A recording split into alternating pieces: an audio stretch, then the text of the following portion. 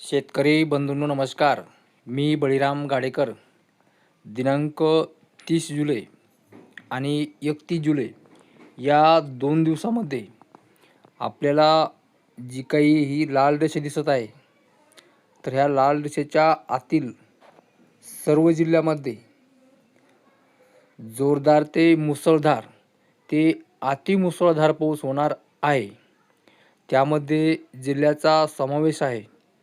इकडे पूर्व विदर्भातील गडचिरोली, चंद्रपूर, नागपूरचा काही भाग, वर्धा, त्यानंतर पश्चिम विदर्भातील यवतमाळ, अमरावती, अकोला, वाशिम, बुलढाणा, त्यानंतर मराठवाड्यातील नांदेड, लातूर, तसेच काहीसा धाराशिवचा भाग आहे, हिंगोली, परभणी, बीड, जालना, छत्रपती संभाजीनगर, त्यानंतर उत्तर महाराष्ट्रातील जळगाव, धुळे, नंदुरबार, नाशिकचा पूर्व भाग, पूर्व उत्तर दक्षिण भाग, त्यानंतर अहिल्यानगर, त्यानंतर दक्षिण महाराष्ट्रातील सोलापूरचा उत्तर व पूर्व भाग, त्यानंतर पुण्याचा सुद्धा पूर्व भाग, या जिल्ह्यामध्ये आपल्याला दिनांक 30 जुलै आणि 31 जुलै या 2 दिवसामध्ये एक तुरळक भाग वगळला तर सगळीकडेच जोरदार ते मुसळधार ते काही ठिकाणी अतिमुसळधार पाऊस पाहायला मिळणार आहे. त्यामध्ये जर सध्या बघितलं आपण तर अतिमुसळधार पाऊस या लाल रेषेच्या आतील जिल्ह्यामध्ये दिसत आहे. त्यामध्ये जिल्ह्याचा समावेश आहे बुलढाणा, छत्रपती संभाजीनगर, जळगाव, जालना, वाशिम, अकोल्याचा काही भाग, हिंगोली, परभणी, बीड, अहिल्यानगरचा सुद्धा काही भाग आहे. तर या जिल्ह्यामध्ये दिनांक 30 जुलै आणि 31 जुलै या 2 दिवसामध्ये मुसळधार ते अतिमुसळधार पाऊस होणार आहे.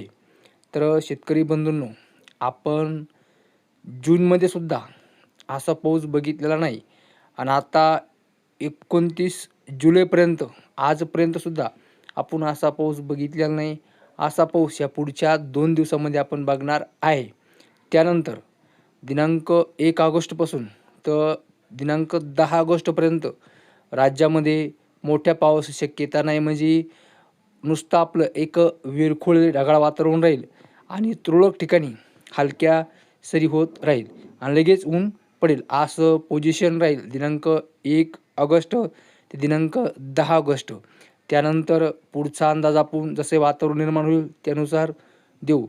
तर शेतकरी बंधूंनो, मला एक सांगायचं आहे की उद्या आणि परवा म्हणजे 30 जुलै आणि 31 जुलै हे 2 दिवस म्हणजे आपण सरळ जे काही तुम्हाला आता मी सांगितले जिल्हे, हे सगळे जिल्हे मुसळधार ते अतिमुसळधार पावसाच्या रडारवरती आहे.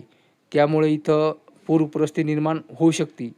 आपण सातत्याने अशा घटना पाहिल्यात की नदीच्या काठाला गाई म्हशीचे गोठे असतात आणि तिथं अचानक पाणी वाढतं आणि त्या मुक्या प्राण्याचा बळी जातो. ह्या आपण अनेकदा बघितलं आहे.